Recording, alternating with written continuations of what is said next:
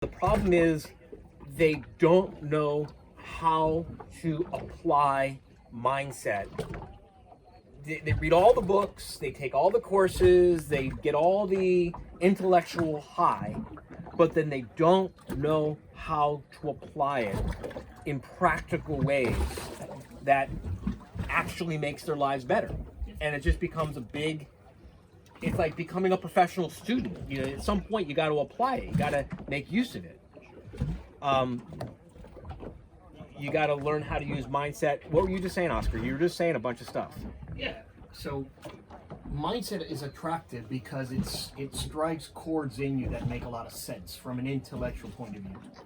And so long as that's where it stays, you can't actually do anything except feel good about knowing mindset. And eventually you will have so much knowledge about it that you really can't do anything with it. So the practical implication allows you to take that a step further, which is move it from the intellectual, gratification. Move it from the classroom Right. to the real world. To the real world. Move it from the classroom from the book, from the classroom, from the course to the bank account, to the time with friends and family, to being able to bring yourself to actually give yourself experiences like this, to live And enjoy it. and enjoy it, and not feel guilty about it, and not feel like you have to apologize for it or explain it away or justify it or rationalize it, and you could just own the experience so that your business doesn't own you, and use the business for what it's meant to do for you.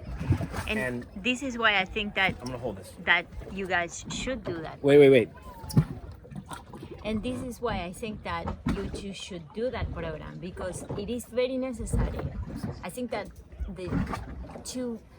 it happens with too many people that they get attached to let's keep reading and then the knowledge and the mindset and this and Like yes, they're afraid to apply it. They're afraid to put it to practical use and actually get results. Like how? And sometimes it's not even that they are afraid to put it to practice. It's that when they get the understanding or the teaching or the learning is when things are going well and when things, it's like all is good and it makes sense. But when you hit the challenge or when you hit the problem or when something starts imploding, then they still can't apply it in that moment because it's not yet part of their life. Like how to apply it's easy to navigate today is like an exceptionally calm day, right? It's easy to navigate when everything is smooth and calm and going your way, but it's like the practical application of mindset in a crisis. Right? It's the practical application of mindset when things start going out of control. The practical application of mindset when luck rears its ugly head and fucks up all your plans and fucks up all your systems and you got to have skill to deal with that. Yeah. Are you reaching for the? Yes. You're reaching for that? Yeah, I was reaching for that because you were talking. Yeah. Well, I said what I wanted to say. They heard it. Okay. Yeah, So I think I think we should do it. I think you guys I don't know if we should do it. I don't know if we should do it because look, what are we going to gross this year? 23 million. $23 million. Total owner benefits Allie and I should take out of this business this year in the next 12 months. 4.5. Around $4 to $4.5 million.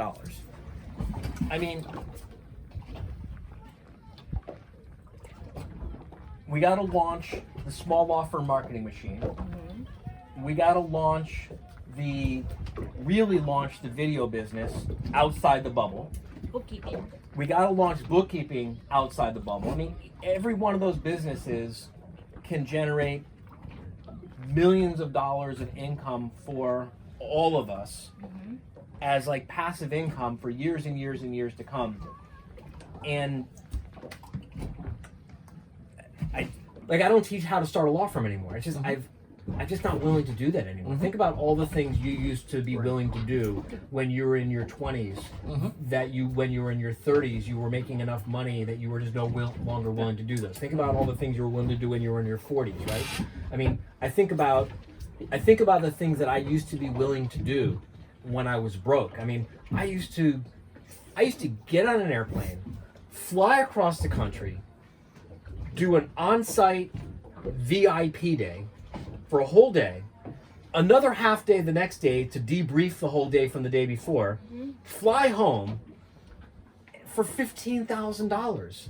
Now, 4 law firms at a time come to my house for 2 days, and I earn $60,000. And it's not, it's just there's certain things that I'm not willing to do anymore. Right.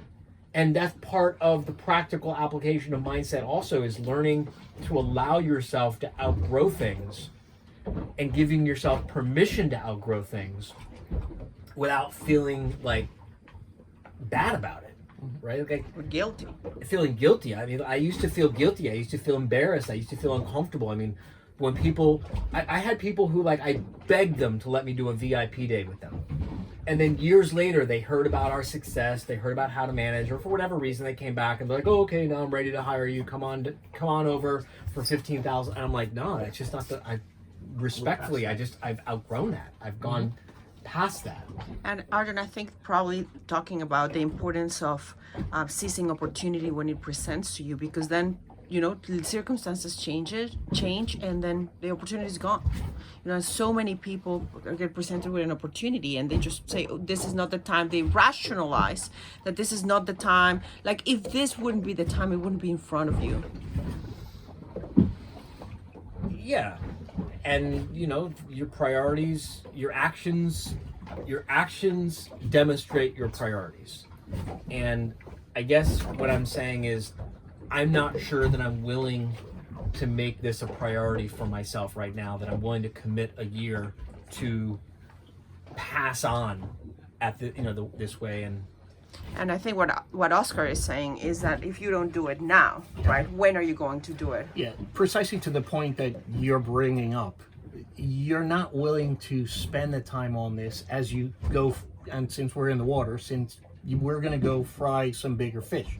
So this is precisely the time when you can leave that legacy of moving the intellectual, you know, mindset stimulation and turn it into something practical. Because once this train passes, this window of opportunity goes by, you're going to be looking at things that are much greater, and you won't have the bandwidth or the interest to do this anymore. So this is the moment when I think we can build something that will leave a legacy of, you know, generations of members that are going to continue to learn not just the theoretical side of mindset, but how to apply it to your everyday life.